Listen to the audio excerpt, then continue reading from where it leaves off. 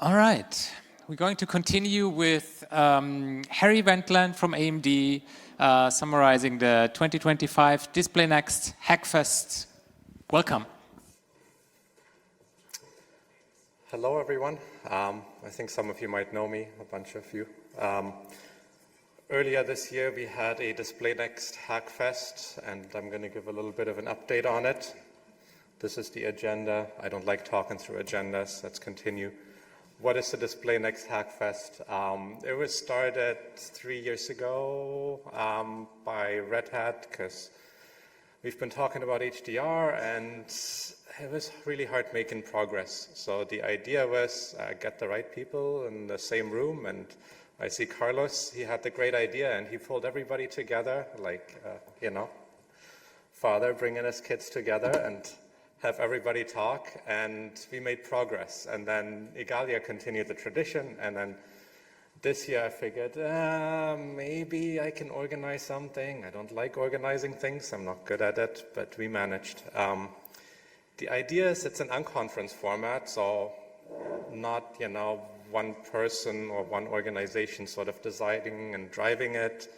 Everybody kind of makes the conference happen. You just bring the right people together. And by right people, where the interesting interaction happens is when you have a boundary where you have like sort of two different sides, ecosystems, if you will, but they end up having to work closely together. And one of those things is the DRM KMS API. That's one of those boundaries where compositors and display drivers really need to work together. And a lot of the time, I know for myself, I just like staying in the display driver and kernel, and it's comfortable, and where the interesting things happen though is when you combine the two, right, and drive all of that forward. So bring display driver guys, compositor guys together, keep moving the line on designs, identify, deal with pain points.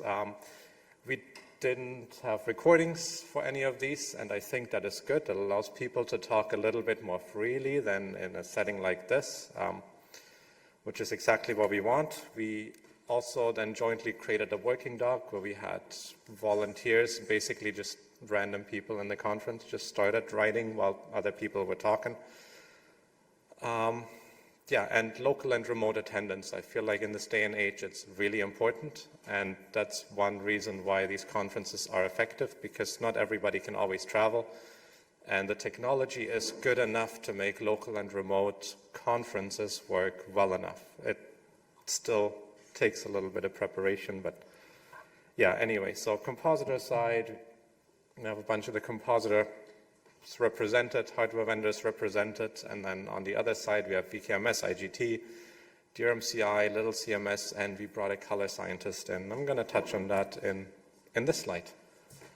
So I'm going to talk a little bit quickly through the various topics we discussed. I'm not going to go into a lot of detail on all of them, but the idea is to give you guys an overview of this is the problem, this is sort of the result of our discussions, and then if there was anything that happened since then, this is what happened, and give you guys some links to kind of dig deeper if you want to. So if you're interested, grab the slides from the conference site and look at the links. Compositors and apps, I think most people know that the Wayland color management, color representation site has been merged. All the major compositors have had HDR work done, and it's working. Applications have also pulled their weight, and GameScope, MPV do HDR, Blender does HDR in, I think, a development branch. Firefox, it's work in progress that you can enable with a flag. Chromium also has some work done. I don't know a lot of the details, but if you want to know more, I could probably point you to people. Discussions and challenges. So Pekka introduced us to a color scientist who happened to be living in Toronto and who also happened to be very supportive of open source and the work we're doing. So he came over and we had time for lots of deep discussions on some of the questions that people have been discussing on the mailing list for a really long time. So that was a good opportunity to dive deep into some topics, especially composing SDR and HDR, what that means, viewing environments. There's links here to the notes that we took. You can go there. and if you want to know more, I can point you to people. HDR hardware composition. So now we're getting to the kernel compositor side finally, and we've had that pre-blending color pipeline that a lot of people want merged. It's basically there. The kernel side is reviewed and ready to merge. Yeah, we've still been doing churn, but that happens when the patches stay there. People will keep poking at it. IGT patches have not been fully reviewed. They need to be reviewed. Once they're reviewed, I think we can merge the whole thing and move on, because there's more work to be done. User space, I know Quinn has an implementation, Westland, and I think I've heard Mother has an implementation for it as well. I don't remember. I built these slides a while back. Post-blending color pipeline, that work has happened after the Hackfest.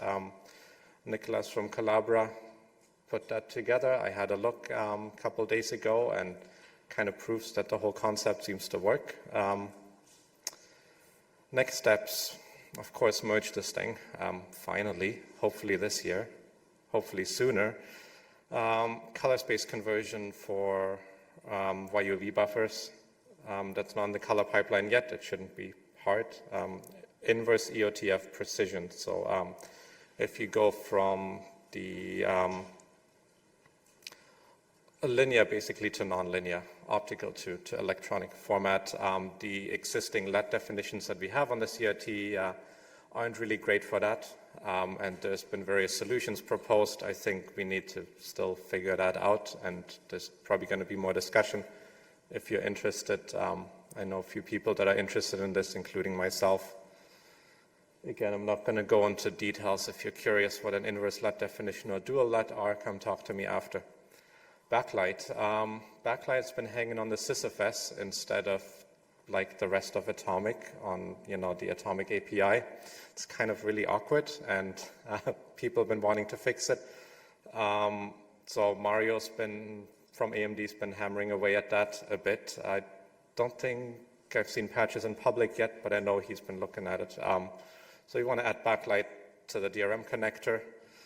Future work at some point, I think it'd be good if somebody looked at whether we can apply backlight atomically, and this might depend on the specific hardware, and whether backlight can be defined in nits, candela per square meters. So user space setting that can really understand what the outcome is. Commit failure feedback. Some other people alluded to that.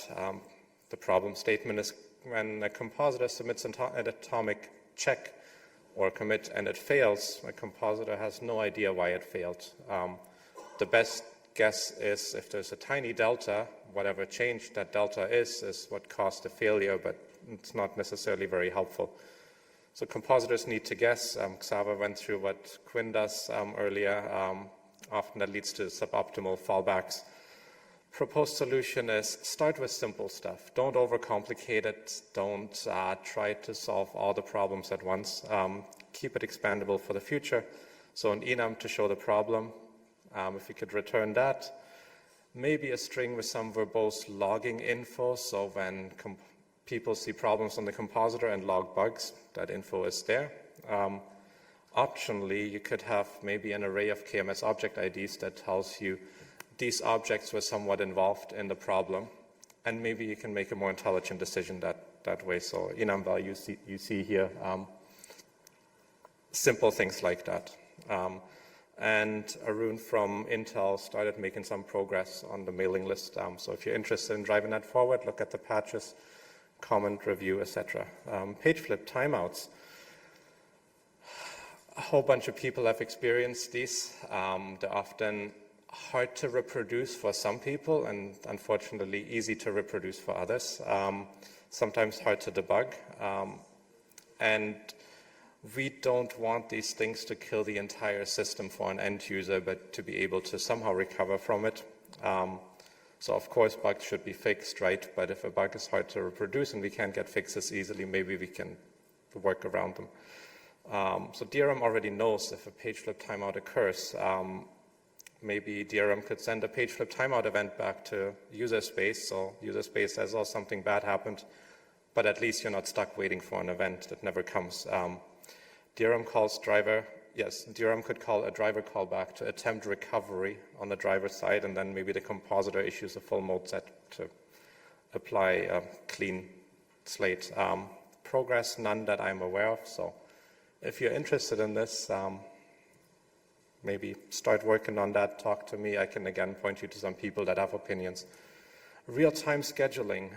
Another thing that compositors would like to do is be able to do the composition as late in the frame as possible. And compositors are already attempting to do that, but to do a better job, they're lacking information from the KMS driver. One of the pieces of information is how long does it take to actually program the hardware. And we have this hardware done signal in DRM, but we never propagate that up. So that could really help. And it could also help if user space knows when the deadline is for a specific hardware, meaning the last possible time for programming to finish and hardware to latch to that. Michelle has been doing some work on that. There's patches on the mailing list. Again, review and comment. Adds a hardware done event, adds a deadline property that's read-only. So that might help, and I think there's some other implementation with that as well. So if you have an opinion on that, discuss. VRR for desktop. Problem statement, I guess there are multiple. One motivation is a lot of newer laptops might have 120 Hertz panels, and you don't really need 120 Hertz on the desktop. It's great for some games maybe, or some things. So if you could throttle that, you might save power, and ideally we'd give the compositor a little bit more control over being able to do that and being able to do more with VRR and kind of adjust the Vmin, Vmax to the value that the compositor thinks is best for the situation that's currently being presented. I think, again, there's been progress since the slides a little bit. That client cap might no longer be a thing, but the idea is to expose Vmin, Vmax properties to the compositor so the compositor can say, I want to operate in this range. Or the compositor can set the two to the same value and say, I want the specific refresh rate without that causing a mode set. You could even go further and start looking at video playback and video players. And if they might want to play 24 Hertz, maybe we could look at a Wayland protocol again that a video player can use to advertise the desired refresh rate. And then if the compositor says, yeah, this is suitable in the current configuration, meaning maybe only the video player is the only application that matters, then the compositor can adjust VRR rates to really match that. And then we avoid that weird judder when you have like these side-to-side pans on a video, and you can really match the refresh rate. There's some progress on the DRM KMS side by somebody we work with, Leo and I. So have a look at that and see, again, if you have an opinion, comment. Other topics, and I'm not going to go into details there, async page flip failures we discussed, maybe some DP aux improvements, especially around firmware update over aux for downstream devices, per CRTC page flip event requests, super frames, which was just talked about.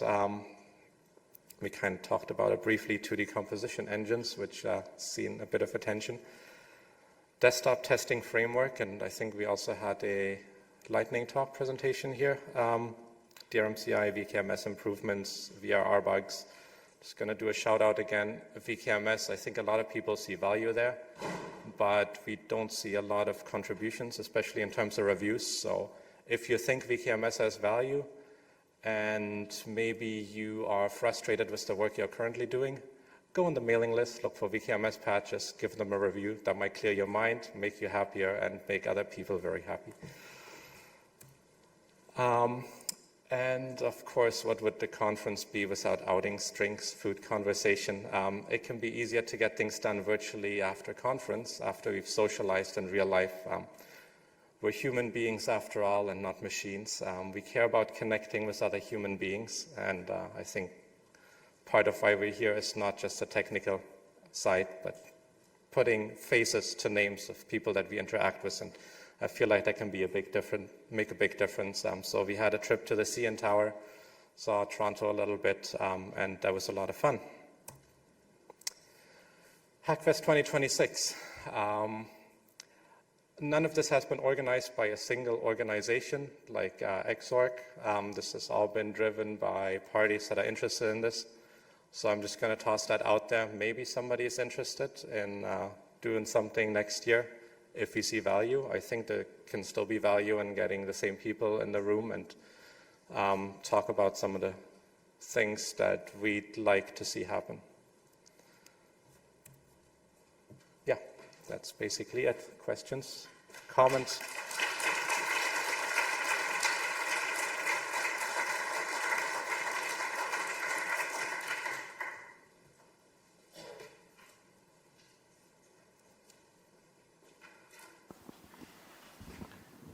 You might not know the answer, but do you know if anyone is looking at, for example, backlight, but using the I2C channel that you have with the monitors, normal monitors? So I know the DDC. I don't know about I2C, but for OLED displays, what AMD does, and I think others like Intel also do, is use the aux channel and configure DPCD registers. I'm not aware of anybody using I2C to... Sorry, the DDC channel is basically the I2C. You can actually, the DDC util is actually using it. Quinn actually does that and uses that to change the backlight on external displays. I don't know if other compositors do it. But if you want to add as a property to the KMS, does it make sense? I don't know. I don't know if it makes sense or it's a good idea. I haven't had a close look at EDC myself. Maybe. That's an interesting idea. Just a note on that. There are kernel patches for supporting backlight handling via DDCCI. They have not been merged into upstream because basically they are adding SysFS backlights and that kind of trips up compositors. So when we get our KMS backlight stuff in, it should be pretty easy to upstream that stuff and then finally have that support there. Nice.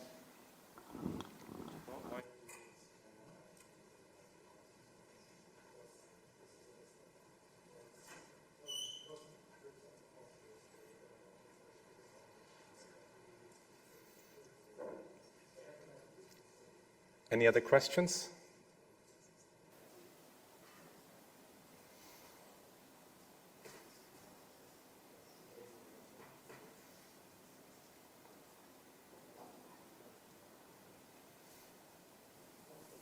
Okay. Thanks a lot, Harry. Thanks.